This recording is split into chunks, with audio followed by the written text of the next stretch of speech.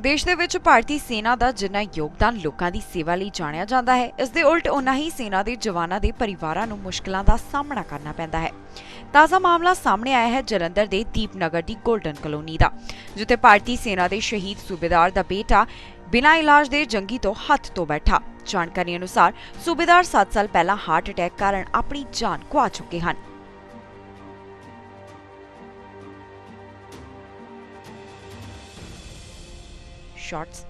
सूबेदार ओमकार नाथ राय की पत्नी पूनम राय ने दोष लगाए हैं कि उन्होंने 26 साला बेटे की 5 मई को सेहत खराब हो गई, जिस तो बाद उसनू एक निजी अस्पताल लिजाया गया, जिस तो अस्पताल वालियां ने उसनू घर रखण की गल कही, पर उसकी सेहत फिर खराब हो गई ते उसनू मिलिट्री अस्पताल ले जाया गया। पर बेटे की उम्र 26 साल होने करके उन्होंने फ्री इलाज करने के लिए मना कर दिता। लड़के की मां ने ਇਹ ਵੀ ਦੋਸ਼ ਲਗਾਇਆ ਕਿ ਪੈਸੇ ਦੇਣ ਦੀ ਗੱਲ ਆਖਣ ਤੋਂ ਬਾਅਦ ਵੀ ਉਹਨਾਂ ਨੇ ਬੇਟੇ ਦਾ ਇਲਾਜ ਨਹੀਂ ਕੀਤਾ, ਜਿਸ ਤੋਂ ਬਾਅਦ ਉਹ ਆਪਣੇ ਲੜਕੇ ਨੂੰ ਕਿਸੇ ਹੋਰ ਹਸਪਤਾਲ ਲੈ ਗਏ, ਜਿੱਥੇ ਉਹਨਾਂ ਨੂੰ ਕੋਰੋਨਾ ਟੈਸਟ ਕਰਵਾਉਣ ਦੀ ਗੱਲ ਆ ਕੇ ਸਿਵਲ ਹਸਪਤਾਲ ਭੇਜ ਦਿੱਤਾ ਗਿਆ, ਜਿਸ ਤੋਂ ਬਾਅਦ ਲੜਕੇ ਦੀ ਮੌਤ ਹੋ ਗਈ।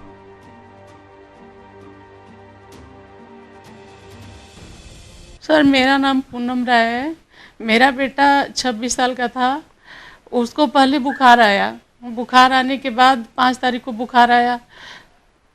उसके बाद मैं जवाहर हॉस्पिटल में जी वो रिपोर्ट लिया, एक्सरे लिया। वो बोला कि आपके बच्चा को कुछ भी नहीं है, माता निकली हैं, आप घर ले जाइए। 1 हफ्ता तक इनका बुखार का असर रहता है। सर घर में लेकर आई। उसके बाद मेरे बच्चा का 6 तारीख को थोड़ा तबीयत ज़्यादा बिगड़ने लगा, उसका गले में ज़्यादा ही दर्द होने लगा, तो मैं ले गई एमएच में। एमएच वालों ने पहले तो रख लिया कि ठीक है हम इलाज करेंगे, फिर बोले एमएच का कार्ड दिखाओ। एमएच का कार्ड दी सर, और बोले कि आपका बेटा 25 साल तक ही हम लोग इलाज करते हैं, 26 साल का आपका बेटा हो गया, हम इलाज नहीं कर सकते। मैं सर बोलती रही, सर मैं कहाँ लेकर जाऊँगी, सर आप इलाज करिए, जो भी पैसा लगेगा मैं दूँगी। इसके पापा आर्मी में थे, देश के लिए ही ड्यूटी किए हैं, अपने परिवार के लिए ड्यूटी नहीं किए, पहले देश के लिए किए हैं, और देश के लिए करते करते ही शहीद हुए हैं ड्यूटी में ही। मेरे बच्चों का इलाज कर दीजिए। बोले नहीं मैम आप ले जाइए, हम नहीं इलाज कर सकते, हमको ऊपर से आदेश नहीं है। फिर वही एम्बुलेंस में हमारे बच्चों को हॉस्पिटल एसजीएल हॉस्पिटल में ले गए। वो तो गाड़ी से उतरने भी नहीं दिया, वो बोल दिया नहीं हम लेंगे नहीं। फिर ले गए सर उसके बाद एसजीएल के बाद हमें आईएसएल में रेफ़र कर दिया गया। सर आईएसएल में सर उन्होंने बस ग्लूकोज के ड्रिप चढ़ाए थे। जब उनको लगा कि अब हमसे कंट्रोल नहीं होगा, तो उन्होंने सिविल हॉस्पिटल में कांटेक्ट करके और मेरे भाई को वहाँ से सिविल हॉस्पिटल में रेफ़र कर दिया। सिविल हॉस्पिटल में सर वो सेम कर रहे थे, ग्लूकोज की ड्रिप ही चढ़ा रहे थे। जब हमने सर प्रॉब्लम बताई कि सर मेरे भाई को ये प्रॉब्लम आ रही है 2-3 दिन से, वो कहते कि नहीं, जो गाइडलाइंस और रूल्स रेगुलेशन है उसके हिसाब से जब तक रिपोर्ट नहीं आएगी तब तक हम ट्रीट नहीं करेंगे। सर यही सब हो रहा था सर हमारे साथ। मतलब कोई फिर क्या हुआ सर? उसके बाद सिविल हॉस्पिटल में जब उन्होंने बोल दिया कि ट्रीट नहीं करेंगे, सर हमारे पास कोई ऑप्शन नहीं था। हमने बोला कि एक बार हमें किसी प्राइवेट हॉस्पिटल में लेके जाने दो, तो उन्होंने कहा आप यहाँ साइन करो, उसके बाद आप लेके जा सकते हो अपने भाई को। 7 को सर प्राइवेट हॉस्पिटल में जाने से पहले उन्होंने मेरे भाई का सैंपल भी लिया कोविड-19 का, उसके बाद उन्होंने भेज दिया। सर जिस हॉस्पिटल में गए हम, प्राइवेट हॉस्पिटल टैगोर हॉस्पिटल में, वहाँ पे कुछ चेकअप्स हुए थे सर, उसके बाद उन्होंने वापस सिविल हॉस्पिटल में भेज दिया वहाँ से कि आप यहाँ से जाओ, हम आपको ट्रीटमेंट नहीं देंगे।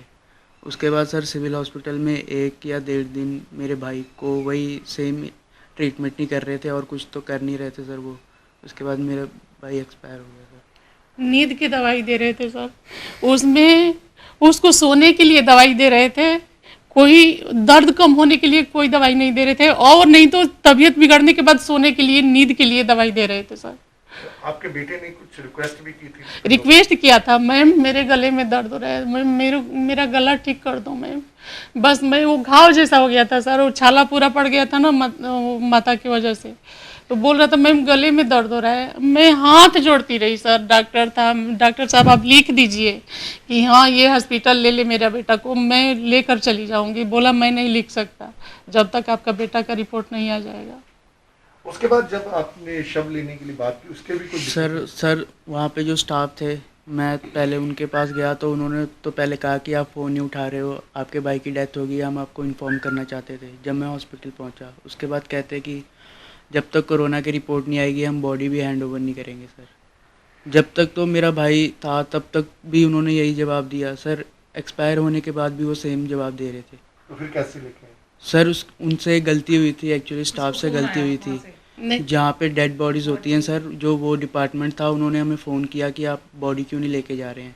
तो सर हमें तो ये बताया गया था कि जब तक रिपोर्ट नहीं आएगी आपको बॉडी देंगे ही नहीं किसी भी हाल में। ये किसने बोला?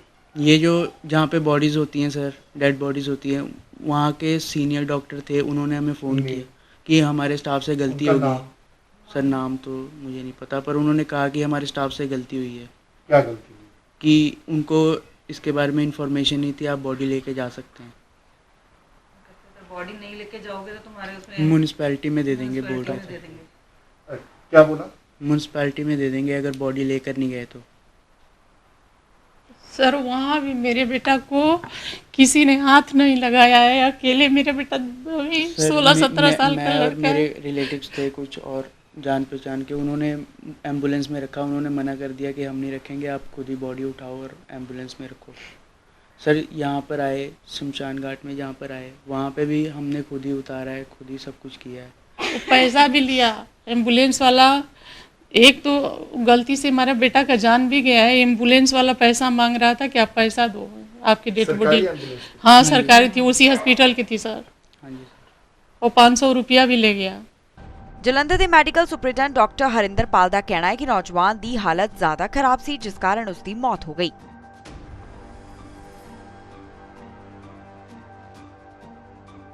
उस ये जो पेशेंट जिस पेशेंट की आप मरीज की बात कर रहे हो, आप मेरी तरफ हाँ जी, वो मरीज जब हमारे पास आया वो सीरियस था, उसको बाइलेटरल निमोनिया था, उसकी रिपोर्ट्स बता रही थी।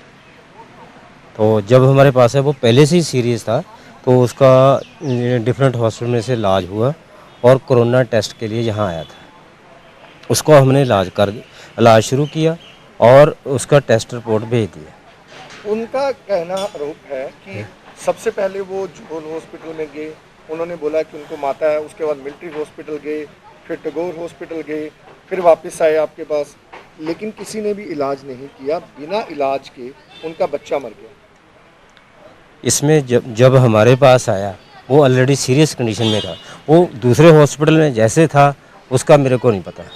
अच्छा, एक और आरोप है उनका, जब 8 तारीख को उनकी डेथ हुई तो उसकी जब शव लेने आए तो आपने कहा या आपके स्टाफ ने कहा कि अभी शव नहीं मिलेगा क्योंकि उसकी कोरोना की पॉजिटिव रिपोर्ट नहीं है या कोई रिपोर्ट नहीं आई। लेकिन कुछ ही दिन बाद वहाँ आपके शव हाउस से फ़ोन आता है कि आप अपनी डेड बॉडी ले जाओ, अदरवाइज हम इसको म्यूनसिपल को दे देंगे। ऐसे नहीं हो सकता। जो अननोन बॉडी है, जो कोई लेने नहीं आता 48 घंटे के लिए, तो उसी को हम हैंड ओवर करते हैं, ऐसे नहीं करते। लेकिन ये पहले कहा गया ना कि आप तब तक वेट करो जब तक रिपोर्ट आएगी। बाद में हम ऐसे नहीं करते। जो अगर डेड बॉडी हमारे पास है भी, हम उसका सैंपल लेके भेज देते हैं।